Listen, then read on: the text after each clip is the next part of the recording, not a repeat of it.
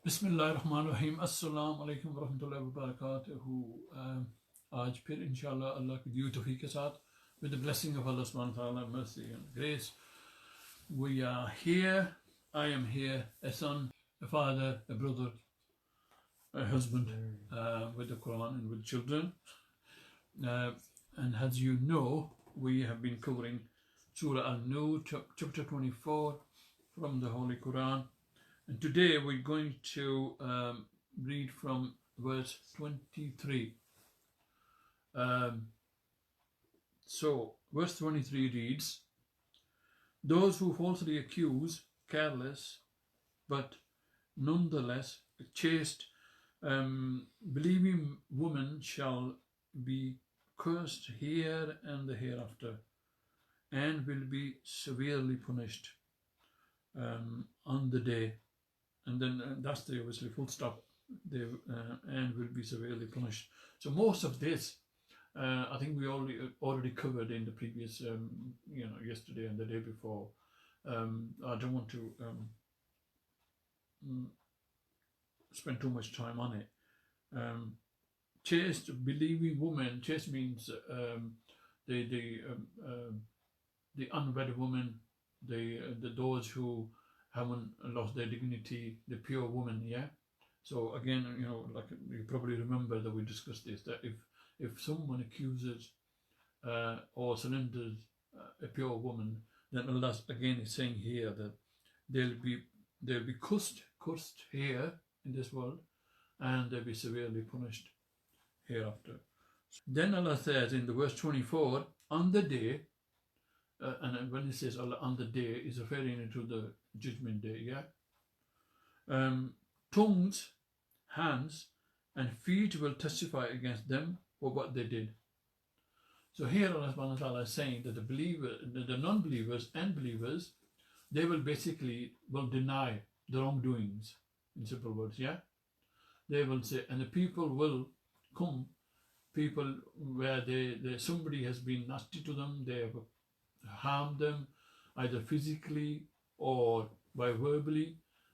They possessed, we talked about some of the sins, major sins, like possessing somebody's land, slandering somebody, with your tongue. Anything that you've done and you haven't gone to them and seek forgiveness, on the day of judgment they will go to Allah subhanahu wa ta'ala and say, so and so did this to me, and then people will deny, because that is on the people will deny. And then Allah says their tongues, their hands, your body then will testify against you. So your feet will say, he walked from X to Y and he did X, Y, whatever he did. And your tongue will say, he spoke poorly against so and so. So this is what saying Allah subhanahu wa ta'ala, that on the day, and this is what I've shared previously as well, that in this day, in the dunya, He has given us freedom to come here and obviously to make the choices in the right, and He has shown us the right and the wrong, and we need to spend our life, our time wisely. And when we read Surah Fatiha in namaz and whenever, the third verse of Surah Fatiha is, what do we read? Maliki Yawmiddin. Yeah? What that means is the master of the judgment day. Allah subhanahu wa ta'ala, referring to Allah subhanahu wa ta'ala. Which means that, and I've spoken before as well, on the intercession, the Rasul sallallahu alaihi wasallam will intercede for believers. And the other ummahs will go to their prophets and say, can you seek forgiveness for us today? And they will say, no, I can't, I don't have the status. And on that day, nobody will be allowed to speak other than our Prophet sallallahu alaihi wasallam. Nobody will be allowed to intercede for their ummah other than our Prophet sallallahu alaihi wasallam. So that day, like I said yesterday, it's going to be a difficult day for those who have basically, like we said yesterday, that Allah says in this verse, I think what was it, verse 21, that if you walk on the footsteps of shaitan, then obviously. But basically, Allah is saying that those who will who've been doing the wrong things, who've been walking on the steps, they will deny their wrongdoings. And then what will happen? Allah will seal their mouth, and their tongues and their hands and the feet will speak and will testify against them. So that's something obviously very serious that we need to have in our systems. May Allah subhanahu wa ta'ala gives us tawfiq to ponder on these things. That day, Allah will settle their account for them in full. So Allah is saying that, you in this dunya, we are too clever, aren't we? We show our cleverness, and nobody wants to accept the mistake. Nobody wants to say that, oh, I've done, I did this wrong, or something went wrong because of me now today. And when I discussed on the other day, that Asha, may Allah be pleased with her, one of the hadiths that she's shared with and has come to us from her life. She said that when they used to argue on whatever, something, then he used to correct her. Meaning that she accepted through the stories what she's shared with us, to us, is that whenever she was wrong, he used to correct her, Sallallahu used to correct her, and she shared that. And what we need to learn from these is that those people who are very close to Allah subhanahu wa ta'ala, if they can accept that we made mistakes and our partner or our father or somebody, they corrected us, then we should be able to willingly accepting our, whatever we do, and accept the faults and say, puts a hand up and say, yes, I'm sorry, I've done that. And this is what we do at work. We encourage, and this is something I want to share with brothers, those who are watching me as well, that in this dunya, I've been working now, alhamdulillah, and this is something is encouraged at work. The Gore encouraged this, and some of the, my high level directors, they, if they make mistake, if they do something and obviously something goes wrong, they are very quick to accept that they don't, this happened because of them. And we, I don't know what we are, but we can't make mistakes. And nobody wants to take the blame. Nobody wants to say, I've done it. Just the way we are. And this is obviously, may Allah subhanahu wa ta'ala gives us the thing. And then Allah says, and they will know Allah alone is the truth, the glorifier. Then so that's obviously Allah's going back to the statement he's already made, and Allah saying that I will when Allah says that I will settle their account, meaning that no more their injustice has been done to them. So in other narrations in the Quran, Holy Quran, Allah says that when the book of deeds is given to you, it will have every little tiny thing. Again, going back to this word that we use again and again, trivial, the small things that we've done, whether it's a good deed or bad deed, they'll be in the book, in my book of deeds and your book, in everyone will have their book, and every little thing will be written in it. So on that day when Allah says, I will settle their accounts, Allah is saying that no one, I will do justice to every single person, whether they're believers or non-believers. And and then Allah goes on to the next kind of subject, and as Allah says, whale women are fit for whale men, and whale men are fit for whale women. The whale, do you know what it means? It means that basically the people with low morality, the kind of nasty people, the people with hostile characters, people with they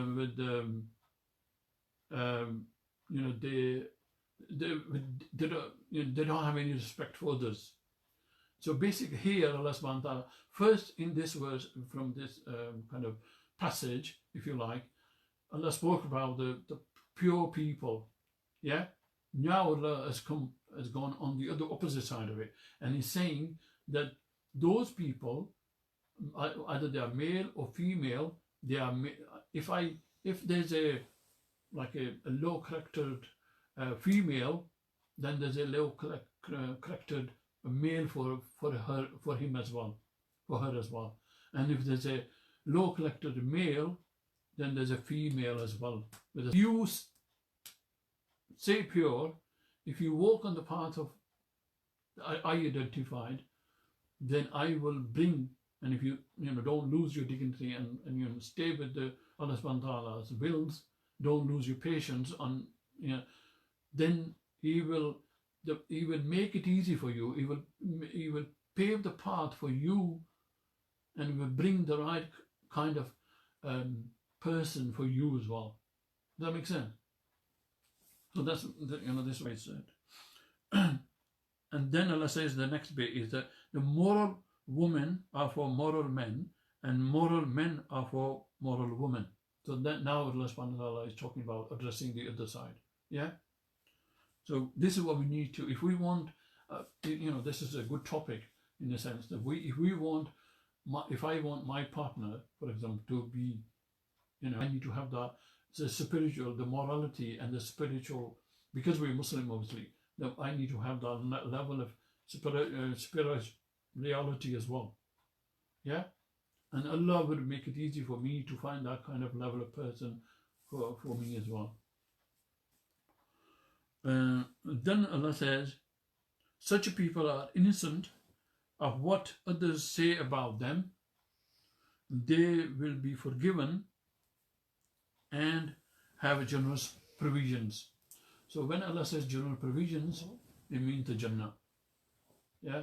So those people who are with a good morality, who have stayed pure, who haven't lost their dignity, and they stayed on the path of Allah subhanahu wa ta'ala, or have made efforts to stay on the path of Allah subhanahu wa ta'ala, then Allah says, if they have, when Allah says they will be forgiven, then obviously we are human beings, we make mistakes as well. Yeah. So Allah is saying, I will forgive them, and Allah said, they will have the generous provisions, mean they will have the Jannah, they will have the reward, the biggest reward. And when it says provision, it means that they will enter into the Jannah. Yeah. The next chapter, the next passage is about seeking permission into when we enter into houses, is on that.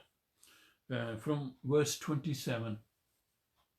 So Allah says, believers, again addressing us directly, don't enter any houses other than your own homes until you have made yourself known and greeted the occupants. So, if your own home, obviously you can enter, but somebody else's home, you need to make yourself known. I mean, when we go into relatives, we greet them and say, Assalamu alaikum, we ask them how you, blah, blah, blah. Yeah. But if we're going to somebody else's house, the stranger, then we say, I'm Jahangir, I'm from, that's what this bit is about. Then Allah says, that's the best for you. And so, you're following the commands of Allah subhanahu wa ta'ala. And so you may pay heed. Heed means that you need to pay attention on these verses. They may feel again trivial, but this is how you enter into somebody's property. If there is no one in, then don't enter until you have been given permission. And if you are told, go back, then go back. That is the best course of action for you. Allah knows well, and Allah knows well what you do. So Allah subhanahu wa ta'ala, that's quite self-explanatory, isn't it? And at the end Allah says that I know. So Allah is saying that what you hide inside you and what you do openly, I am the knower. Yeah. And then Allah says, verse 29, you can enter without permission an unoccupied house where you keep property. And so if you have a house where you keep your belongings and there's nobody there, then you can obviously enter. Allah knows well what you reveal and what you conceal. So this is what I said already, yeah? So what you conceal means, when you obviously hide in your, this what we don't speak about, but we have thoughts about in our minds, or, yeah? Think about. then Allah is talking about the men and women who are modest from verse 30. Tell believing men to lower their gaze and be modest. So he's addressing the men. Allah subhanahu wa ta'ala is addressing the men and they're saying, look down. Don't look at, other, basically females. And this is the best for them. Allah is aware of what they do. Again, Allah is saying that I'm aware of, what you do. And tell the believing women to lower their eyesight as well and be modest. They shouldn't expose their beauty in public except what is normally showing, and cover their bosoms with head scarves. So bosom is your chest area, is your front area, yeah? Allah is saying that when you're in public, you should cover it with your headscarf. Allah says then, they should only display beauty to their husbands, fathers, father-in-laws, sons, stepsons, brothers, brothers' sons, sisters' sons, female servants, slaves, any male attendant who are free of sexual desire, and children who are indifferent to the sight of women's private parts. Does that make sense? That's quite simple, innit? And they shouldn't stamp their feet to draw attention. So, when you wear the jewelry on your ankles, yeah? So Allah is saying that you shouldn't, and then you shouldn't stamp your feet to draw attention to the beauty which they hide beneath their clothes. So if it has some kind of, when you walk, if it makes some kind of noise, then Allah says that don't sort of stamp your feet on the ground so other people can hear it. So what happens is that when people hear it, they look back on you, yeah. And when they look back, obviously, then you drawing their attention, and that's guna. Turn to Allah, all of you, so you may be successful here and hereafter.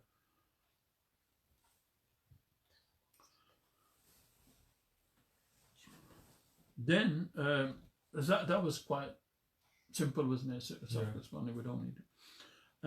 And then Allah goes on to say that help the unmarried people amongst you to marry, and your writers, men servants and maid servants, even if they are poor. Allah will make them self-sufficient through His grace. Allah is vast, all-knowing, and let those who lack the means to marry keep themselves chaste until Allah makes them self-sufficient through His grace. So here Allah subhanahu wa ta'ala is saying basically that help those individuals who are young, and even if they are your slaves or your servants, yeah, help them to get married, and I will make it easy for them to become sufficient. Yeah, so that's what Allah says here. Help them to come together, and I will, and Allah will make them self-sufficient through His grace. And let those who lack the means to marry keep themselves. And obviously, and then Allah says, if they still can't marry, then help them to stay pure. Provide an environment. We need to provide an environment where they can't commit a crime. They sort of, get into the wrongdoings, what is forbidden. A female servant, a house worker, yeah, and she is appealing to you, then don't force her into adultery.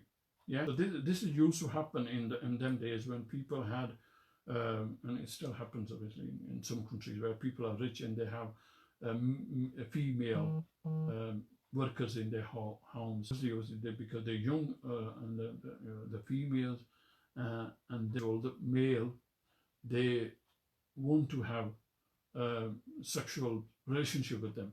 But Allah subhanahu saying that don't force them into anything that they are not willing to do. So that's why it goes on. So it starts off from those who are ready, and if they are poor, help them to become, make it easy for them to be self-sufficient. And then Allah goes on to say that if you have a female servant in your house, don't force them into an activity where they are unwilling. That's all for today. I hope to see you inshallah tomorrow. Remember me in your du'as. All of us keep blessed, stay blessed, and seek forgiveness in this blessed month. Assalamu alaikum.